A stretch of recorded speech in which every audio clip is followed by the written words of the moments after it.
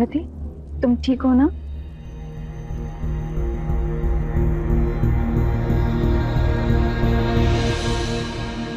ये क्या हो रहा है माते?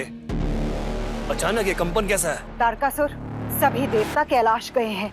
सुना है कामदेव भी उनके साथ गए हैं।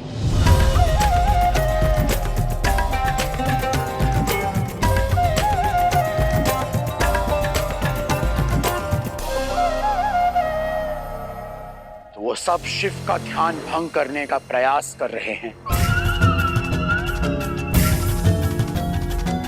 और इस कार्य में कामदेव को लगाने का अर्थ यह है कि वे शिव के विवाह की पृष्ठभूमि सर्च कर रहे हैं।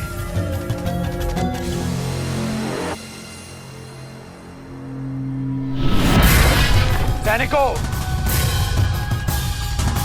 कैलाश पर आक्रमण करने को सज्ज हो जाओ।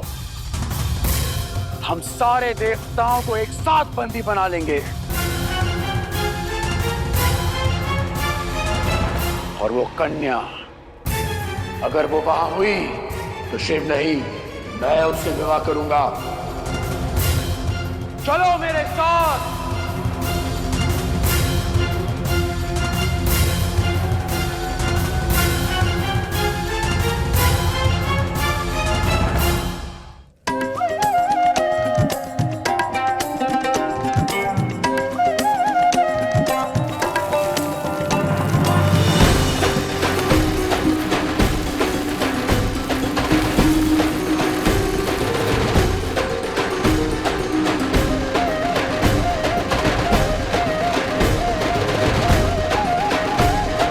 कामदेव और रति इतना प्रयास कर रहे हैं परंतु शिव पर कोई भी प्रभाव नहीं पड़ रहा। ना जाने शिव का ध्यान कब भंग होगा। समय भी कम है।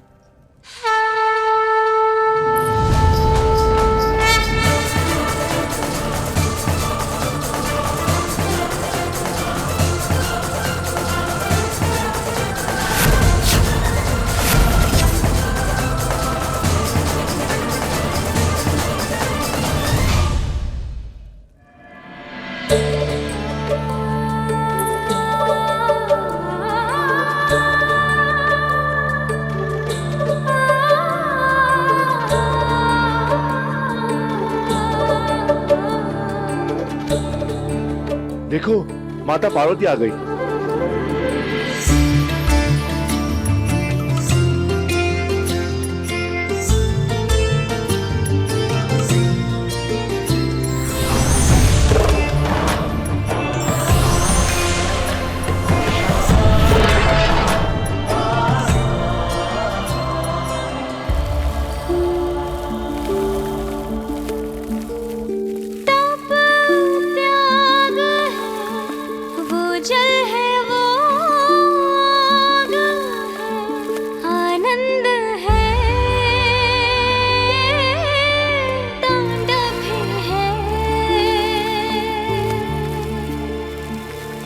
युग युग से बिछड़े हैं और हैं मिले कर्तव्यों के पथ पर चले। सारी सृष्टि सार है जग का, धरती अंबर बनाए है जो हर दिशा। शिव और शक्ति है साथ में जो सदा, ये प्रेम ज्योति जलाए मन में सर्वदा। जटाओं में गंगा धारा शिव ने अपनी उतारा है, जहाँ जहाँ शिवा शिवानी है वहाँ। शिव अघोर है, शक्ति स्वयं पूर्ण है, ऐसा प्रेम डोर है जो टूट ना। है ये एक दूजे से, है ये एक दूजे में, कुछ ना एक दूजे के है बिना।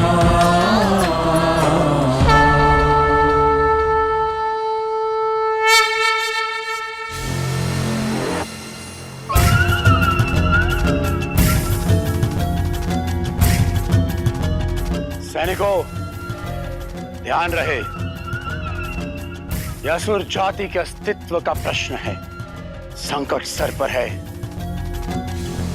अब चाहे कुछ भी हो जाए, हमें कुछ भी करना पड़े, परंतु हमें शिव और शक्ति का मिलन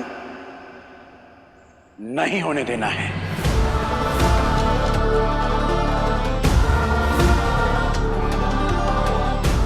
क्या हुआ आराध्य?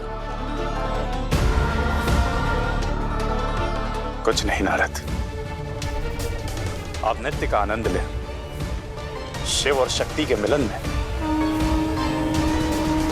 कोई बाधा नहीं आनी चाहिए।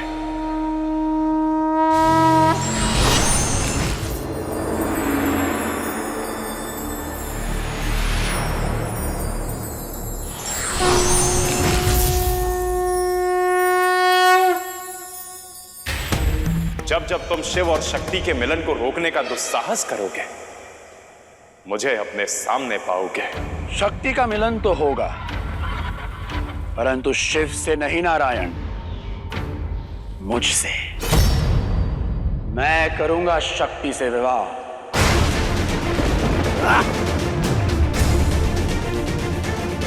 विश्वास नहीं होता?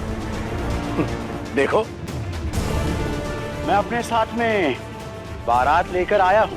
इस अभद्रता के लिए मैं तुम्हारे प्राण ले लूं तो वो भी कम है। वास्तविकता तो तुम भी जानते हो कि मेरे प्राण लेना तुम्हारे वश की बात नहीं। इसलिए मेरी मानो और हट जाओ मेरे मार्ग से, अन्यथा युद्ध में परास्त होकर हटाए जाओगे। महादेव ने कहा है, युद्ध यदि धर्म के लिए हो तो युद्ध करना ही श्रेष्ठ है। मैं तुमसे युद्ध करने के लिए सज्ज हूं तारकासुर। जिस वरदान के मद से चूर हो, उसके अनुसार शिव और शक्ति का संतान ही तुम्हारा वध कर सकता है, किंतु तुम्हें युद्ध में परास्त कोई नहीं कर सकता। ऐसा कोई वरदान नहीं मिला है तुम्हें। तुम्हें लगता है कि तुम मुझे पराजित करोगे? अहंकार तुम्हारे मति पर हावी हो गया है तारकासुर। स्मरण है या पिछली बार के युद्ध में अपने मस्तक पर लगी गहरी चोट की वजह से भूल रहे हो कि मेरे सुदर्शन चक्र से भयभीत होकर तुम युद्ध से भाग खड़े हुए थे?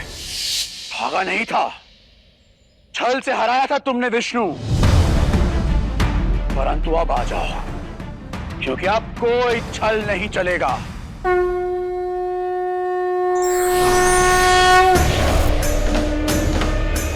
सावधान तारकासुर।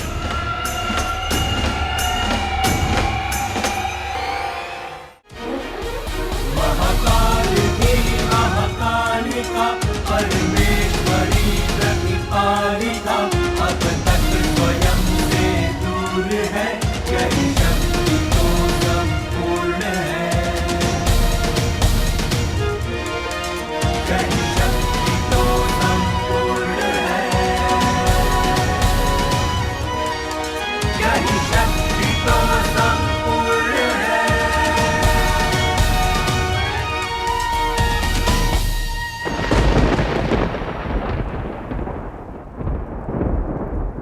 देवी रति और कामदेव के इतने मोहक नृत्य और स्वयं देवी पार्वती के आगमन के बाद भी शिव का ध्यान भंग नहीं हो रहा। ऐसा क्या किया जाए जो शिव अपने ध्यान से जागे?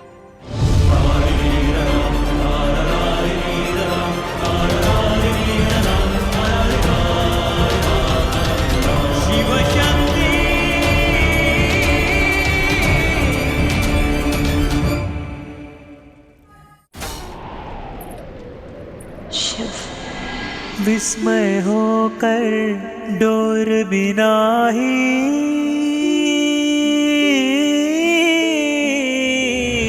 खींचा चला मन पार्वती का।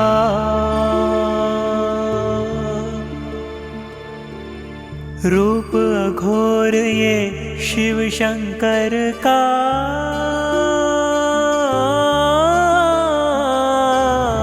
मोह रहा मन पार्वती का। भक्ति भाव से भरा, मन लगाव से भरा, पूर्ण होने जा रही है साधना। बोध है अबोध सा विशुद्ध संजोग का, आज सुंदर मिलन हो रहा। आज शिव अघोर से पार्वती की डोर ये बांधे बिन ही बंध रही है यहाँ। शिव अघोर है, शक्ति स्वयं पूर्ण है, ऐसा प्रेम डोर है जो टूटे ना। शिव अघोर है, शक्ति स्वयं पूर्ण है, ऐसा प्रेम डोर है जो टूटे ना।